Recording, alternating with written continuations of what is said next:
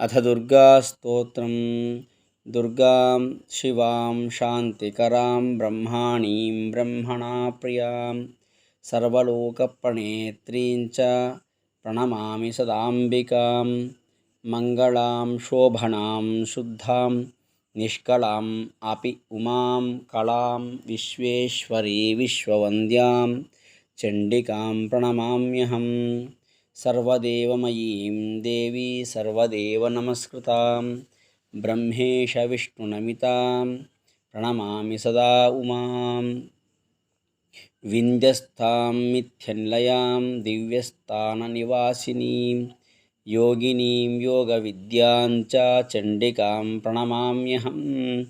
ईशानां मातरं देवीं ईश्वरीं ईश्वरप्रियां प्रणतोऽस्मि सदा दुर्गां संसारार्णवतारिणीम्।